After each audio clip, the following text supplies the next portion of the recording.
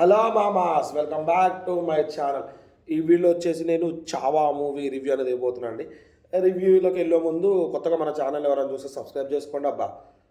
ఈ వీడియోని కంప్లీట్గా చూస్తారని చెప్పి ఆశిస్తున్నానండి.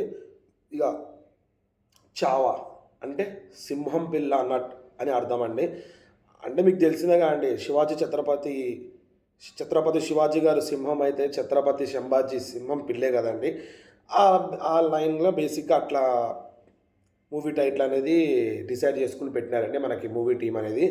ఇక ఇది వచ్చేసి మనకి విక్కీ కౌశల్, రష్మిక మందానా కాంబినేషన్తో మూవీ అనేది తెరకెక్కిందండి.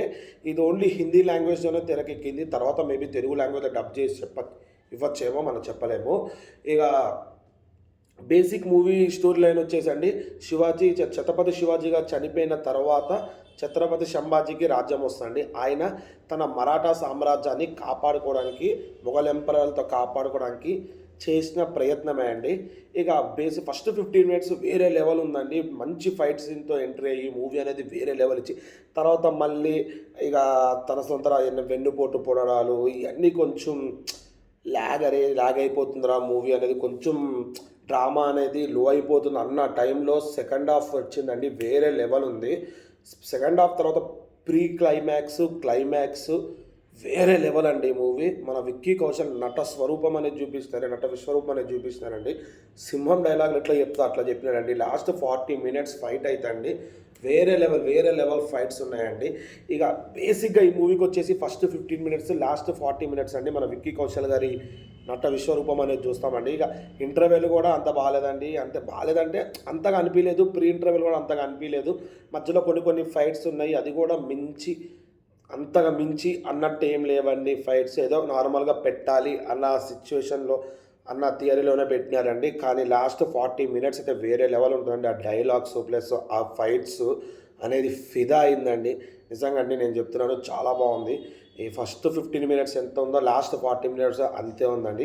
ఇది బేసిక్ వచ్చేసి 2 hours 42 minutes అండి. ఇక అడల్ట్ కంటెంట్ అంటారా, 0 అడల్ట్ కంటెంట్ అండి. ఫ్యామిలీతో మంచి చూడొచ్చు. మంచి పిల్లలకి హిస్టరీ అంటే ఇది, మరాఠా సామ్రాజ్యంలో ఇట్లా జరిగింది, ఇట్లా పోరాడారని చెప్పి పిల్లలకు ఒక మంచి హిస్టారికల్ లెసన్ కిందకి ఈ మూవీ అనేది వస్తుందండి. ఇక మీకు తెలిసిందే కానీ మనకి బాలీవుడ్లో ఇలాంటి చాలా ప్రయత్నాలు చేస్తారు హిస్టారికల్ మూవీస్ తీద్దామని చెప్పి. అలాగే ఇది కూడా తీశారు. ఇది కూడా సక్సెస్ఫుల్గా అయింది. ప్లస్ మనకి రీసెంట్గా ఛత్రపతి శివాజీ గారి బర్త్డే అది ఇది, మేబీ దానికోసమే ఈ టైంలో వాళ్ళు రిలీజ్ చేసి ఉండొచ్చు. అంత అయి ఉంటుందండి.